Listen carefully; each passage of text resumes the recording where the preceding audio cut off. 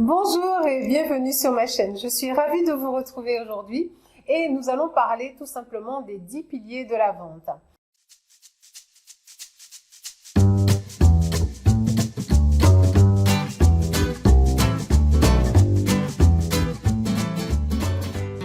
Je suis Claudine et j'accompagne les entreprises à créer leur propre centre d'appel, leur cellule de télévente ou encore j'accompagne des entrepreneurs à développer leur activité par la prospection téléphonique ou encore la prospection sur les réseaux sociaux pour trouver des clients.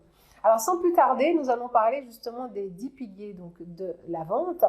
Ces 10 piliers-là, ce sont des éléments auxquels vous devez impérativement faire attention, que vous devez maîtriser. Et nous allons démarrer tout de suite par le premier pilier, en mon sens, que vous devez absolument avoir en tant que commercial, parce qu'évidemment, si vous êtes entrepreneur, vous êtes forcément commercial à un moment donné.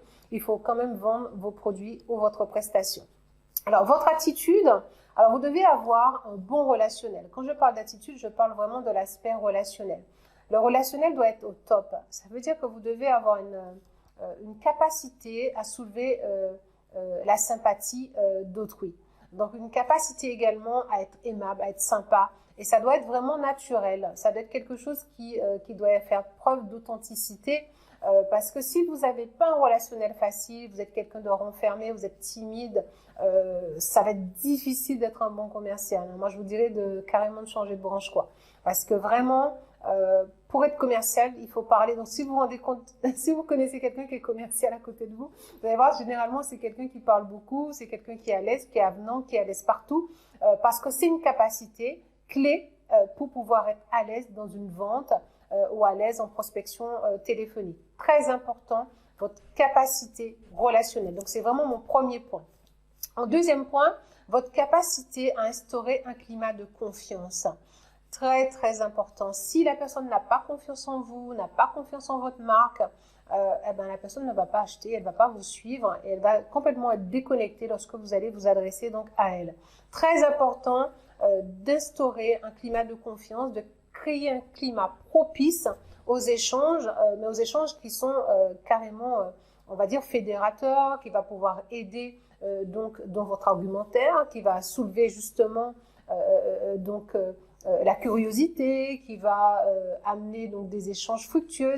Si c'est pas des échanges fructueux, si c'est pas maîtrisé, évidemment, ça va être difficile, encore une fois, d'être à l'aise dans un processus de vente. Ensuite, en troisième point, je vous dirais de faire attention à la qualité du service que vous proposez. C'est-à-dire le service que vous proposez ou le produit, ça doit être un produit qui est soigné. Ça doit être un produit soigné, ça doit être une prestation auquel la personne pourra s'identifier, donc un produit qui va laisser donc une bonne impression à l'utilisation, parce que si vous vendez quelque chose, entre parenthèses, qui est merdique, vous vous doutez bien que quand vous allez revenir, la personne ne va pas vous rappeler et la personne n'aura pas envie non plus de faire affaire avec vous parce qu'il y aura ce sentiment d'être lésé ou d'être trahi. Donc faites attention au niveau des produits que vous proposez ou encore la qualité de vos services. En quatrième point, très important, le quatrième point, ça va être d'avoir plusieurs sources de prospection. Alors d'avoir plusieurs piliers de prospection, ça va être super important. Par exemple, vous pouvez utiliser les réseaux sociaux pour prospecter, vous pouvez utiliser le téléphone, vous pouvez également utiliser donc des canaux d'acquisition comme mettre en place des tunnels de vente. Vous pouvez aussi faire des campagnes ads, des campagnes sur Facebook par exemple pour acquérir des leads. Plus vous allez avoir différents canaux de communication qui vous génèrent des leads, mieux ce sera pour votre force commerciale si vous avez des commerciaux, mais mieux ce sera aussi pour vous. Parce que si vous faites la prospection téléphonique et qu'à un moment donné, vous n'êtes pas là, par exemple le week-end, vous partez en week-end, déjà vous ne pouvez pas appeler le week-end, mais si vous avez des acquisitions qui rentrent parce que vous avez mis un processus en place qui vous génère des contacts, le lundi, quand vous arrivez, vous avez déjà votre agenda avec quelques rendez-vous auxquels vous pouvez passer des coups de fil et conclure à des ventes ou à des marchés. Très important que vous ayez plusieurs piliers. Ça, c'est vraiment le point, je vais dire, très important en tout cas, dans les 10 piliers donc, de la vente. Ensuite, vous avez donc dans l'étape 5, ça va être vraiment l'étape de la découverte de votre client. Alors, la découverte de votre client, à cette étape, je vois beaucoup de commerciaux qui s'envoient tout seuls à l'abattoir parce que c'est une étape qui est bâclée, c'est une étape où on n'écoute pas ce que le prospect dit, on ne fait pas la découverte du client comme on devrait le faire. Et donc, ce qui va se passer, le commercial va parler, va vendre son produit, proposer son produit, mais en fin de compte, il propose son produit machinalement, mais est-ce que c'est adapté donc à la personne qui est en face? Alors, le point numéro clé quand vous allez faire justement la découverte de votre client, c'est vraiment de laisser le client parler. En général, vous devez parler le moins possible et le client doit parler plus que vous ne parlez. Si vous parlez plus, c'est qu'il y a un problème. Donc, pensez-y. La découverte du client, important. Et en plus, dans cette découverte, il y a 3 axes auxquels vous devez faire attention. Donc, je montre 4 voies, mais 3 axes auxquels vous devez faire attention. Alors, c'est prendre l'expression du besoin. Donc, l'expression du besoin, très important. Ensuite, l'environnement du client. Quel est son environnement? Et en 3e point, vous avez donc les processus de décision. Qui prend la décision? Est-ce qu'il est seul à prendre la décision? Est-ce qu'il a un associé? Est-ce qu'il y a d'autres intervenants dans l'entreprise qui doit concerter? Tous ces éléments-là, ça va être des éléments clés auxquels vous devez faire attention pour justement faire votre proposition. Et ça va nous amener tout de suite en point numéro 6, qui est la proposition commerciale. Alors la proposition commerciale, là encore une fois, des fois c'est pas maîtrisé. Lorsque vous faites une proposition commerciale, votre proposition doit être structurée. Normalement, si vous respectez les étapes que je vous ai données avant, vous devez avoir une proposition structurée qui correspond donc à l'attente de votre prospect. Ça va vous permettre justement de gagner en efficacité, de gagner en gain de temps et en productivité. Donc, pensez-y, la structure doit être impeccable. Ensuite, on va parler donc justement de la phase où vous devez présenter votre prix. Alors, c'est une phase aussi, il y en a beaucoup qui échouent à cette étape parce qu'au moment de présenter le prix, il y a un malaise. Alors, je ne sais pas pourquoi, mais souvent, les commerciaux se trouvent obligés donc soit de parler tout le temps, ou soit ils ont du mal à présenter le prix, ou à parler du prix, ou à le défendre. Donc, pensez à défendre votre prix, pensez à répondre aux objections pièges, parce qu'à ce moment-là, il y a des objections pièges, il peut aussi y avoir un peu de l'ironie. Donc, tout ça, il va falloir être préparé, les anticiper, et pour pouvoir être à l'aise pour les traiter. Donc, pensez-y. En point numéro 8, vous avez les objections du prospect. Alors, les objections du prospect, vous devez les identifier, tout ce qui peut être un frein à l'achat. Par exemple, l'objection sur le prix. Il va vous dire c'est trop cher, c'est souvent là que vous l'avez, que c'est trop cher. Il va peut-être vous demander oui, mais moi je préfère payer en plusieurs fois. Il va avoir d'autres objections, il faut que j'en parle à mon mari, voilà, je suis seule et voilà. Il va vous sortir toutes sortes d'objections possibles et inimaginables, mais vous devez pouvoir les anticiper. Je vous conseille de faire un recueil en fonction des produits ou services que vous proposez. Faites un recueil des objections que vous avez le plus souvent et anticipez celles que vous n'avez pas encore eues de manière à être beaucoup plus préparé. Plus vous aurez les objections, mieux ce sera pour vous et mieux vous allez pouvoir donc les contrer.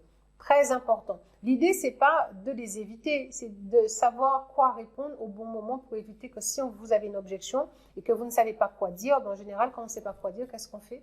Bon, la discussion est finie. Hein. Au revoir monsieur, au revoir madame. On a du mal à rebondir. Hein. Et là, on rame. On essaie de vendre. Non, hein. C'est pas de faire du forcing. Il faut que vous ayez à l'esprit que la vente, c'est, moi je dirais, c'est un acte d'amour en fait. Quand vous vendez un produit, c'est que soit vous aimez votre produit ou vous appréciez votre client, vous êtes sûr de ce que vous vendez, vous savez que c'est quelque chose qui peut aider votre client, vous allez pouvoir lui proposer. Si c'est quelque chose avec lequel vous n'êtes pas à l'aise, mais ne le faites pas. Ne le faites pas. Mais en tout cas, l'acte de vente, tel que moi je le conçois, hein, parce que je sais que un vendeur dans les films, c'est mal vu, on montre toujours les arnaques, des choses comme ça. Donc du coup, les gens ont un peu ce mental, c'est pas bien de vendre. Ben oui, on est dans un monde, il y a l'offre et la demande. Donc si vous n'avez pas d'offre et que vous ne pouvez pas vendre votre offre, ben ça va être difficile pour vous de gagner de l'argent et de gagner tout simplement votre vie. Donc pensez-y, les objections doivent être préparées en amont. Et en plus de ça, les objections, c'est votre meilleur atout pour avoir une longueur d'avance sur votre prospect. Alors, en point numéro 9, nous allons parler maintenant des objections que vous pouvez avoir en interne. Et oui, les objections que vous avez, pas les objections clients cette fois-ci. Et ici, on va parler justement de la performance du closing. Alors, moi, j'aime bien le terme closer. Un closer, c'est quelqu'un qui performe, c'est quelqu'un qui a confiance dans son produit, qui a confiance en lui, qui a confiance dans son prix. Il est sûr de ce qu'il avance. Donc, il n'a pas d'objection. Il est aligné avec ses objectifs. Si vous n'êtes pas aligné avec votre objectif, vous n'êtes pas aligné avec votre produit ou votre prix, ça va être difficile pour vous de vendre votre produit. Et là, on va parler de mindset. Si vous n'avez pas le mindset, vous n'avez pas la posture organisationnelle, ça va être difficile pour vous de vendre. Et souvent, même quand je coach des femmes, je vois des femmes, elles ont du mal à vendre nos produits. Au moment de parler du prix, c'est limite, elles ne disent pas aux clients, mais faites le prix, quoi. Ben non, vous devez être aligné avec vos prix. Vous avez une prestation, vous avez de l'or dans votre main. Vous savez faire une prestation, vous savez maîtriser, vous savez que le client va être content. Pourquoi vous avez du mal à dire que c'est mon prix? Eh bien, tout ça, ce sont des freins. C'est des freins que vous avez dans votre tête, que vous êtes mis en vous disant, par exemple, je ne le mérite pas, mais qui je suis pour proposer ce tarif, je ne peux pas demander ce prix, il ne va jamais accepter. Et vous commencez à faire tout un film dans votre tête.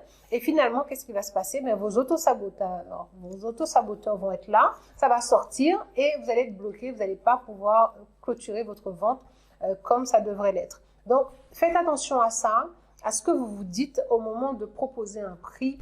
Alors là, encore une fois, lorsque vous êtes un expert en closer, ce qui va être important, ça va être la préparation. Comment vous allez créer justement donc la performance? Tout simplement, c'est en préparant. Si vous n'êtes pas préparé au prix, vous n'êtes pas préparé aux objections, vous n'êtes pas aligné avec ce que vous proposez, là, encore une fois, ça va être catastrophique puisque vous aurez du mal à convaincre, puisque vous-même, vous n'êtes pas convaincu que vous méritez qu'on vous paye pour cela. Et du coup, ça va filer en fait. La vente va disparaître et puis ça va être difficile. Et en dernier point, sur les 10 piliers donc, de la vente, on va parler maintenant du service client. Alors c'est vrai, moi je dis ça, moi je suis pro service client, vous le savez déjà. Un service client pour moi c'est primordial. En fait, si vous avez une entreprise et que dès que vous commencez à vendre, vous avez les retours clients, n'attendez pas pour rappeler vos clients, pour savoir comment ça se passe, s'ils sont satisfaits, s'ils ont des questions, si le produit que vous avez vendu, ça les aide.